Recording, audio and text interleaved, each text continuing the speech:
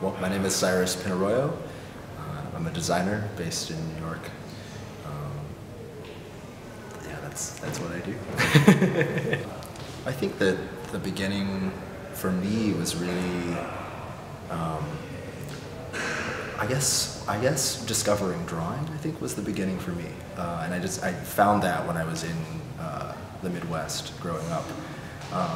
I wasn't that social as a kid, and so I spent a lot of time drawing because I felt like I could produce the worlds that I wanted to be in through the drawing. And I think it was there that I started to discover my interest in architecture and space and the creation of all of those kinds of things that I'm interested in now.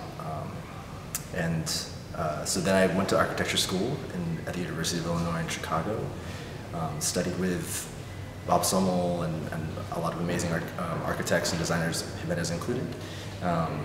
It was there that I really I feel like found myself in terms of where I wanted to be in the discipline, where I wanted to be, and what kind of work I wanted to be producing, and who I wanted to be affiliated with. And then I went to Princeton. I guess between Chicago and Princeton, I spent some time in Hong Kong, and I think there I also started to develop an interest in public and private, and how those kind of common, those sort of those ideas that we've kind of as a field have studied kind of thoroughly. I feel like I got a completely different take on what those words meant when I was in Hong Kong and working on this book project, Cities Without Ground. And I feel like when I came back to the US and went to Princeton, it was a kind of new world that sort of opened up. And now I'm sort of beginning on my own, trying to make sense of all of these ideas. And I oftentimes find myself going back to the beginning and going back to the drawing as a kind of way to sort all of those ideas out. Yeah, there's a lot on my mind, which I guess is the thing about starting now that I'm no longer a part of an institution, is trying to kind of make sense of all of these ideas. I mean, I'm definitely interested in, or I developed an interest in urbanism during my time at Princeton, also in Hong Kong, but during my time at Princeton, and trying to kind of understand what it means to, what the term urbanism means, and how do you produce that kind of condition.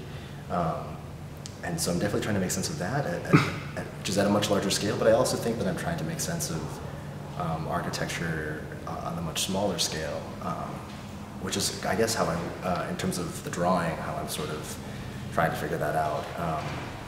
I think, for me, I'm interested in the ways in which you could subvert conventions, and architecture for me has always been about how do you understand the rules that have been laid out for you, and how do you find the ways to kind of break them or get away from them, or try to kind of subvert them in some way.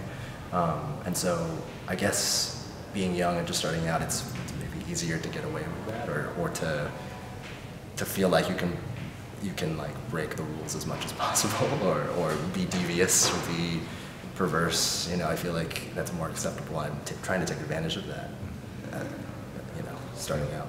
I think that, I don't know, my time in architecture was definitely a difficult one, because a lot of it has been spent trying to figure out what it is I want to be doing. And I think if you stick to what you know how to do, then I think you'll be successful, or you'll find some sort of comfort in being in this field, because I feel like for me, when I draw, that's like where I feel the most comfortable, and where I feel like I can really communicate my ideas the best.